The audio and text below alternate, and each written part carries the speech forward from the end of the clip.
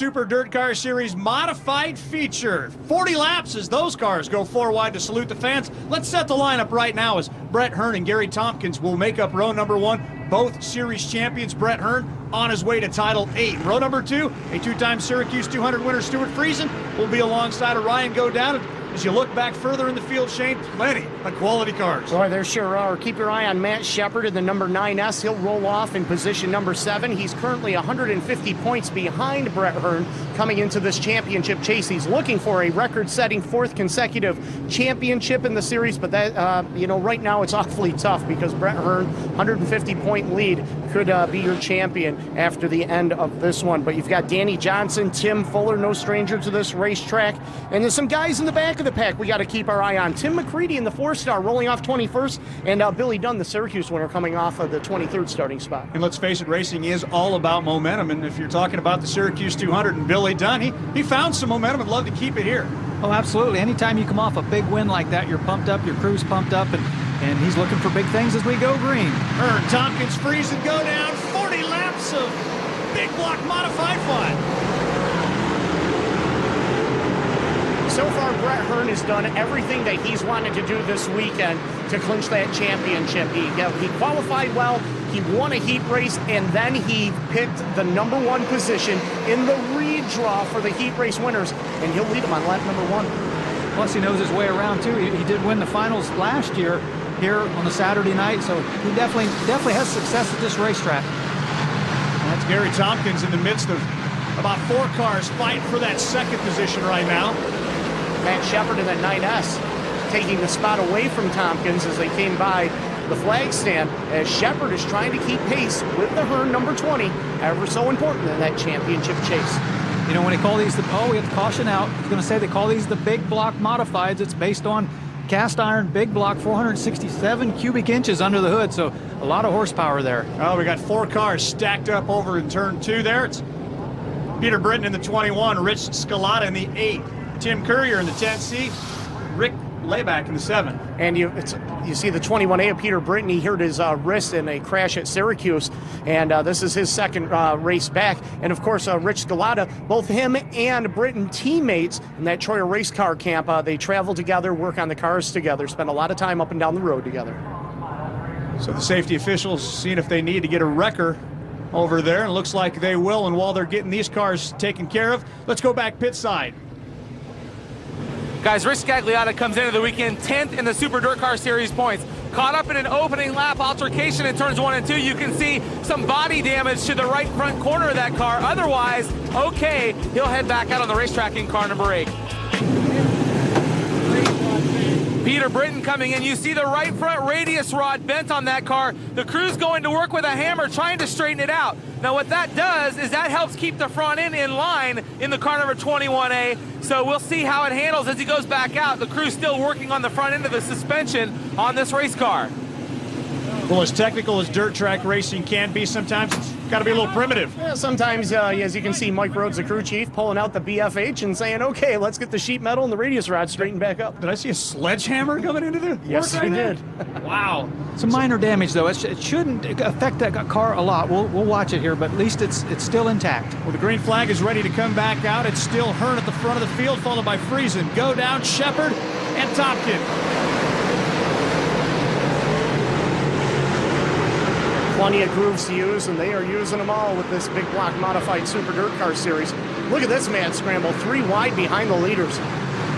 28 cars on a 4/10 mile dirt oval, yeah. Just like driving to work on Monday morning. A little bit of a traffic jam, unless, of course, your name is Brett Hearn and you're controlling the field with the track clear in front of you for now. And they have done some work on the racetrack in the downtime here. Put some more water on it. We saw it was a little shinier all the way across from bottom to top earlier. As Godown picking that left front wheel up on that car. Did you see the difference? And Brad, you just alluded to it, the difference in the balance of the race cars. Look at Shepard, that left front, hardly even coming off the ground as compared to the 747 of Godown, who's picking it up all through the corner. And a lot of that can be the shock absorbers that they choose to run. And shocks in any type of racing is really critical. But man, dirt racing and sprint cars, late models, and modifieds, it has become a great science on just what shocks they run. The car looks really tight as he enters the corner. You can see the car push as he gets in. But again, he's got a lot of weight looks like, you know, maybe in the left rear of that car, it's laying on the right rear once it enters a corner, and it picks that left front up. Even in drag racing, it's amazing what shock technology, where it's come, how much it's costing these guys. Yeah, and to think on drag racing and asphalt in general, the shock absorbers, like in most asphalt, maybe a tenth of an inch, the shock absorber moves up and down. In dirt racing, we measure inches. You know, it could be a fraction of an inch movement on asphalt. It's inches in a dirt car. But there's so many variables to take into consideration in both in dirt track racing and on the asphalt and the drag racing. I mean, these guys are moving around the track consistently looking for that one groove that is going to work best for them. And they may have to run through a pothole. There might be something a little bit different on the racetrack, a heavy cushion on the top side or a heavy berm on the bottom that could disrupt that car at any time. Well, and right there's a good example. 3 wide. Oh, we got a smoker here. Rolls the stop up in 3 and 4. And from our aerial camera, we can see that the car stopped is Lake Ariel, Pennsylvania's Kevin Bates. His motor has expired. With only 8 laps down, still 32 to decide the Super DIRTcar Series A-Main. There is a capacity crowd on hand here at the dirt track in Charlotte, and why not when the World of Outlaw Finals features the Super Dirt cars, the World of Outlaw late models, and of course the STP Sprinters. We're still working the big block A-Main event where 8 laps have been completed. Still 32 to go, and still Brett Hearn paces this field behind him. Friesen, Shepard, go down Tompkins, who was getting all kinds of heat from Keith Flack. Keith Flack in that number 43, giving him all he can handle right now out of Ravenna, New York, a regular at the Lebanon Valley Speedway in that number 43 machine. And you can see the number 7Z, that is Dale Plank on the low side, looking to snooker them both to move into the top 5. But again, Hearn able to pull out from the lead there on the bottom. We got a hold of that moisture and was able to stretch that lead out as they battle behind him here. Again, up on the racetrack now, moving a little higher, some of these guys. Cushion's not as high as it was as we saw earlier, but it'll get moved up later on. First time that the big block modifieds came to the dirt track in Charlotte was 2001. Steve Payne won the first race. Any guesses on who won the second race? Brett Hearn. That's right. He's been doing this a while. He knows his way around this racetrack. Won one of the World Finals, won the Saturday portion of the World Finals 1 year ago. Well, first it was Dale Plank who came to the side of the 747 car. Now he's got company from the 43 machine.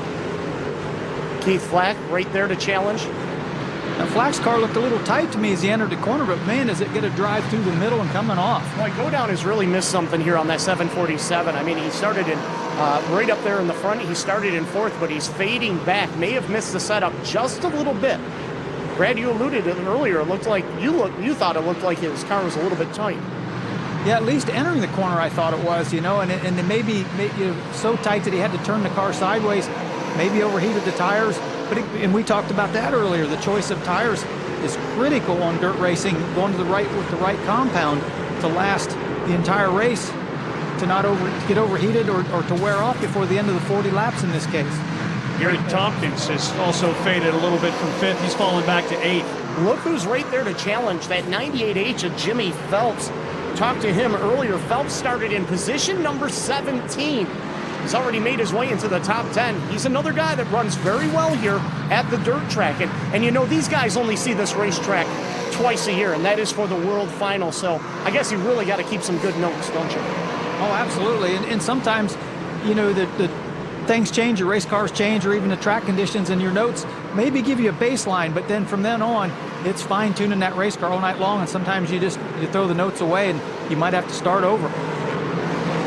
Well, that is the 8 car. We saw him earlier. Scalata's Hearn has caught him in lap traffic and dusts him, puts him a lap down.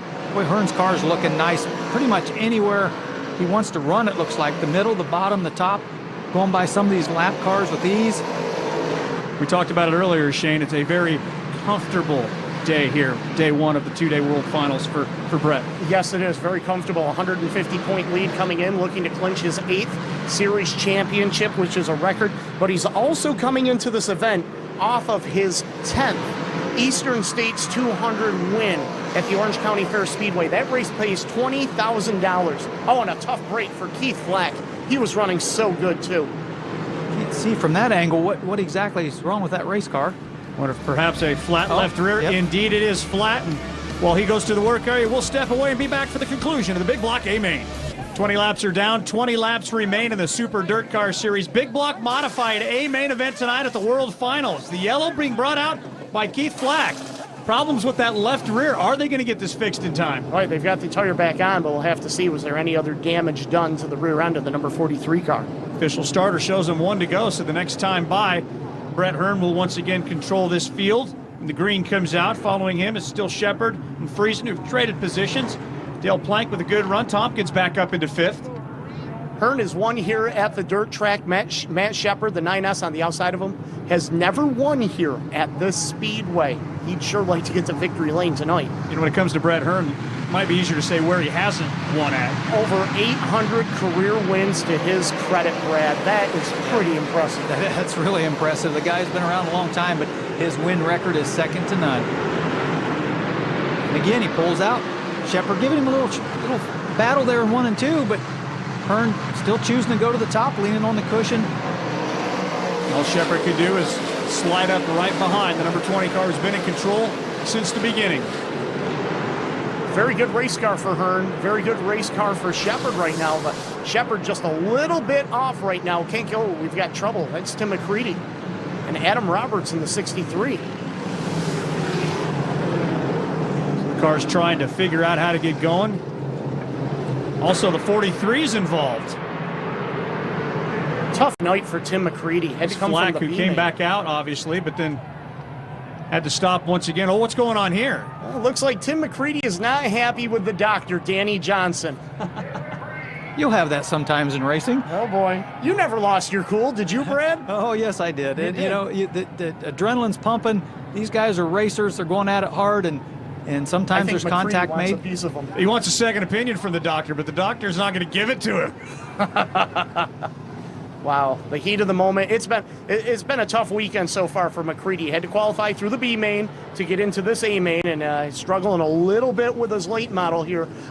So just frustrating night. McCready unstrapping out of that race car on the racetrack. Ramifications?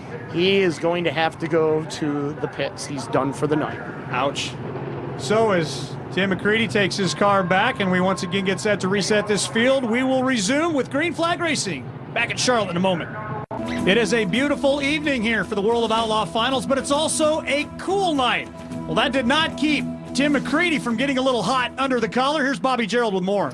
Well, we just spoke with Tim McCready. He did not want to talk on the camera. He said he thought what happened on the racetrack was pretty self-explanatory, and he has to get ready for the late model feature event. So he was in no mood to talk. He rode away on a four-wheeler getting ready for that late model feature. Better to just kind of let that one go. Yeah, that's the best way to put it. You know, Danny Johnson got into him. He felt he was wrong. He wanted to right the situation, but a very frustrating portion for Tim McCready. Cool heads will prevail. Hearn and Friesen once again to the green flag. Make that Shepard. Dale Plank on that 7 seat, way up on the top side of the speedway. I guess sometimes you got to go where nobody else is to get around them. That's exactly right, especially when you're back there in traffic. But Hearn again's leaving that bottom open for Shepard as he gets a run off of turn 2. Like Hearn's car's been awfully good in the middle to the top side of the speedway. I think he's just saying, hey, challenge me on the bottom. I've got a stout piece. Let's see what you got. Yeah, actually that was turn 4, but just again, Hearn had been running the bottom in 3 and 4 and moving all over the racetrack. Once he gets back to green here, it seems like that top side and that momentum, he can start pulling back away from him. Here's Friesen and Plank in 3rd and 4th, the best seats to see what's going on in front of them, and what they're watching right now is that 20 car start to march away again. Almost a half a second advantage for Hearn right now over the Shepard number 9S. And, you know, right now, Hearn looking to grab that 8th championship. Shepard second in points. Been chasing them all year. These guys have been on top of their game the last couple of years in modified racing. Shepard in 2013, 3 series wins. Hearn also with 3 series wins coming into this event. See a little bit of a hold developing right there in 3 and 4. See the car hooked the right rear in it. Boy, I'm really impressed with Jimmy Phelps in that 98H. Up to the top 6 after starting in 17th. Man, they've really found something that's working for them. Battle going on right here. And look at the racetrack. We talked about how they watered it beforehand, and it was more or less orange from the bottom to the top. You can see it now starting to slick off again. You see more of that black hard-packed dirt. And the cushion, the oranger stuff, the darker stuff on the top is the cushion. Stuart Friesen able to work the bottom side to his advantage. His car's set up a little bit better down there. Meanwhile, Hearn's working on the top side. See Tompkins trying to hold off the 747 car. Been an interesting race for Ryan Godown. Yeah, it sure has. You know, he's been fighting a bit of an ill-handling car since the drop of the green, but he's been able to keep it close to the top 5 all race long. And Brad, you know, look at that, how it seems to go from the black to the brown, to the black to the brown, to the black to the brown, all the way up to the wall. That's the beauty of it. We talked about earlier of a dirt track, how the lines change and Godown set up. Early, he looked like he was tight. Well, obviously, the racetrack was heavier and stickier at the beginning of the race, and it's definitely getting slicker now and drying out. And that's what you want to do as a crew chief and the driver is concentrate on that car to have it good the last couple laps. It doesn't matter the first couple laps how good it is. It's got to be good those last few laps. You know, the question always exists, how fast are these drivers really going? Well, consider the fact that the dirt track here at Charlotte is a 0.4 of a mile track, and they are covering that on dirt. Heavy clay here.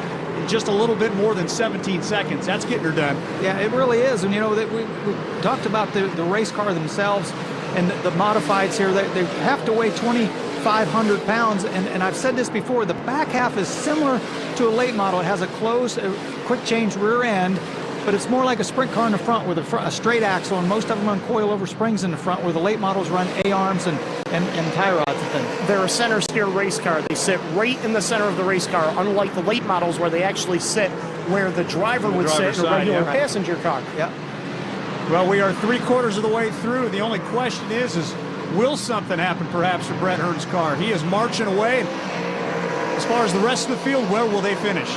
Look at Billy Gunn in that 49, the Syracuse 200 winner.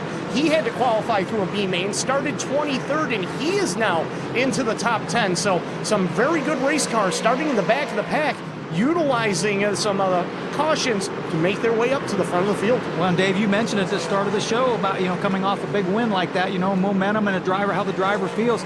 And I said, you know, good things happen when you're feeling good, when your team's confident, and he is on the charge.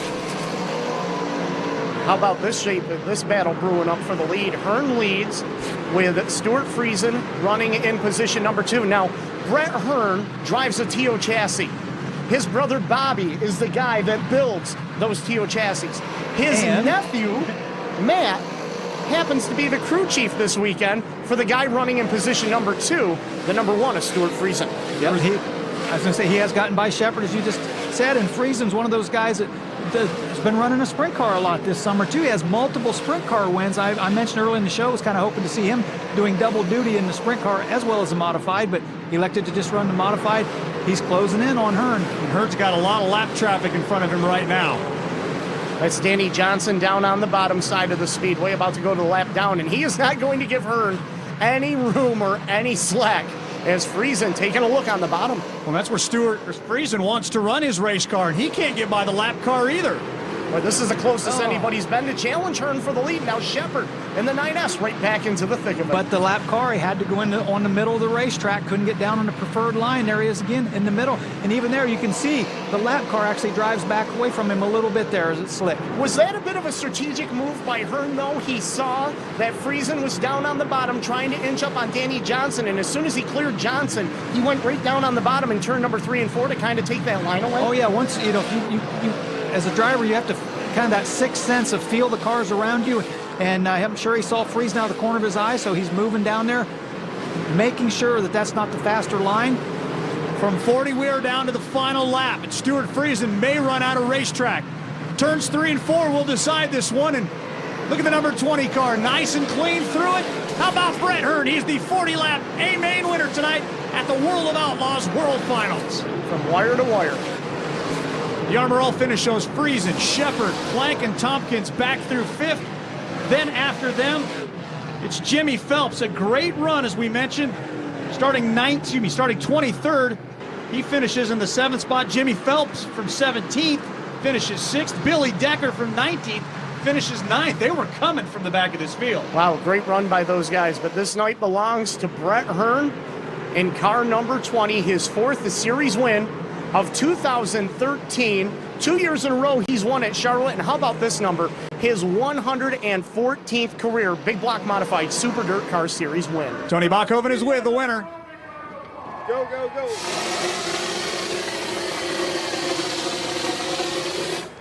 And for the 4th time here at Charlotte, Brett Hearn goes to victory lane back-to-back years here at the World Finals. Congratulations, what a run here tonight. Oh man, it felt great, really. Almost felt too good in the beginning, and started to struggle there a little bit at the end, and I was just running. I didn't even know how many laps were left. I just ran it as hard as I could to the end. A lot of guys were worried at the beginning of the race because they did some track prep before you guys went out. Were you concerned about that at all? Well, I thought we made the right decision as far as tires go with what they did there, but I did start to fade a little bit at the end, so I got to rethink this thing a little bit maybe for tomorrow night. But right now it feels great. I know that mathematically we just wrapped up the championship. In my mind, it's not quite done yet. We got to come back again tomorrow night, but.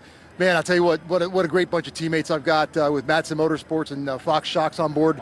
Cedar Peaks this weekend, RacingStock.com. I mean, all these people, it's just awesome. Awesome. Well, mathematically, he's the 2013 Super DIRTcar Series Big Block Modified Champion, but tomorrow night he'll come back and make it formal. Brett Hearn in victory lane here tonight. Well, Stuart Friesen, you end up with a 2nd place finish here. How was that race? I heard it got pretty wild there. Yeah, we were definitely a long-distance horse here, and this thing came on really strong there towards the end. And man, we just got stuck behind a lap car, and the doctor was just jamming up the bottom. We found the bottom, rolled in on Brett, and then got jammed up behind the doctor doing the doctor thing. So, how's the racetrack? Racetrack's real good. Tracker did a hell of a job. Turning around from last night. It's wide.